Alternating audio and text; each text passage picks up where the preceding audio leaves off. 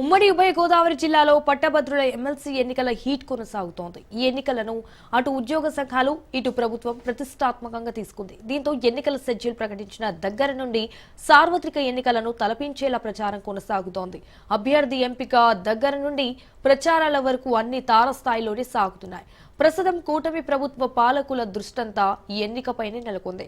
దీనికి తోడు ప్రధాన పోటీదారుడిగా భావిస్తున్న పీడీఎఫ్ తో పాటు ఇతర ఉద్యోగ సంఘాలు కూడా తమ తరపున అభ్యర్థులను బరిలో నిలిపి సర్కార్ అభ్యర్థికి సవాల్ విసురుతున్నారు.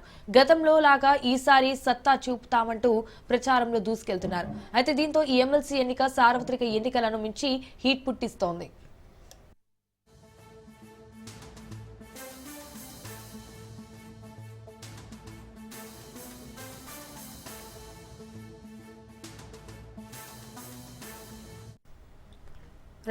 ఇదే విషయానికి సంబంధించి మరిన్ని డీటెయిల్స్ మా ప్రతినిధి మోహన్ లైవ్ లో అందిస్తారు. మోహన్, ఉమ్మడి ఉభయ గోదావరి జిల్లాలో అయితే పట్టభద్రుల ఎమ్మెల్సీ ఎన్నికల హీట్ కొనసాగుతుంది అన్నట్టుగా తెలుస్తోంది. సో దీనికి సంబంధించిన అప్డేట్స్ ఏంటి?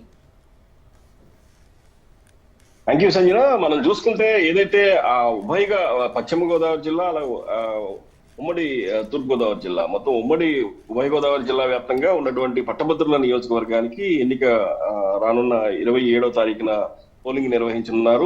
ఈ దిశగా అధికారులందరూ కూడా సమాయత్తమయ్యారు. ఇప్పటికీ 35 మంది బరిలో నిలిచారు. 35 మందిలో కూడా ముఖ్యంగా చూసుకుంటే ఇద్దరు అభ్యర్థులు మాత్రం ఎక్కువగా కంటెస్ట్ చేసినట్లుగా తెలుస్తుంది. ఎందుకంటే మనం చూసుకోవచ్చు, కూటమి టీడీపీ, జనసేన, బీజేపీ కూటమి అభ్యర్థిగా పేరాబత్తుల రాజశేఖర్ అనే అతనైతే చాలా భారీగా దూసుకెళ్తున్నాడని చెప్పుకోవాలి. అలాగే అతనికి ధీటుగా కూడా ఇక్కడ మన ఎగ్జిస్టింగ్ క్యాండిడేట్ ఎవరైతే ఉన్నారో పీడీఎఫ్ ఇల్లా వెంకటేశ్వరరావు అని కంటే మొన్నటి వరకు ప్రాతినిధ్యం వహించినటువంటి వ్యక్తి బదులు ఇప్పుడు దిడ్ల వీర రాఘవులు అని చెప్పేసి ఆయన కంటెస్ట్ చేస్తున్నారు. ఈసారి ఇప్పుడే ఎట్టి పరిస్థితుల్లో ఈ స్థానాన్ని మేమే నిలబెట్టుకుంటామని చెప్పేసి పట్టభద్రుల నియోజకవర్గానికి పీడీఎఫ్ సభ్యులే ఎప్పటికీ అనవాయితీగా వస్తున్నటువంటి గెలుపుని మేము మళ్ళీ ఒకసారి మేము విజయం సాధిస్తామని చెప్పేసి వాళ్ళందరూ కూడా చెప్తున్నారు. వీళ్ళు కూడా అదే దిశగా ఏదైతే ఈ ఉపాధ్యాయ సంఘాలన్నింటినీ కూడా ఏకం చేసుకుంటూ వాళ్ళు ఎప్పుడు కూడా ప్రచారంలో చాలా వినూత్నంగా ఉంటారు. ఎందుకంటే అందరికీ మళ్ళీ వీళ్ళు బయట కనిపించరు. ఖచ్చితంగా లోపల వీళ్ళు చేసుకునేటువంటి ప్రచారం కావచ్చు, వీళ్ళు చేసుకున్నటువంటి ఈ సమీకరణాలు మొత్తం అంతా కూడా ఒక ప్రణాళికాబద్ధంగా వెళ్తారు. ఎందుకంటే ఎక్కువగా కూడా ఈ సంఘాలన్నింటిలో కూడా ఏకం చేయడానికి ఫస్ట్ నుంచి కూడా పీడీఎఫ్ చాలా చాలా ఎక్కువ కష్టపడుతూ ఉంటారు. ఎవరికి వారు ఓన్ చేసుకుంటారు వీళ్ళందరినీ, క్యాండిడేట్ ని. అలాగే లాస్ట్ టైం కూడా మనం చూసుకోవచ్చు, గత ఎన్నికల్లో కూడా బలమైన వ్యక్తి ఏదైతే ఆదిత్య శేషారెడ్డిని ఓడించి పీడీఎఫ్ ఇళ్ల వెంకటరావు విజయం సాధించారు. ఇప్పుడు కూడా అదే జరుగుద్దని చెప్పేసి పీడీఎఫ్ నాయకులందరూ కూడా చెబుతున్నారు. కానీ ఇప్పుడు ఈ విజయం ఎట్టి పరిస్థితుల్లో టీడీపీ కావచ్చు, జనసేన కావచ్చు రెఫరెండం గా తీసుకుంటున్నారు.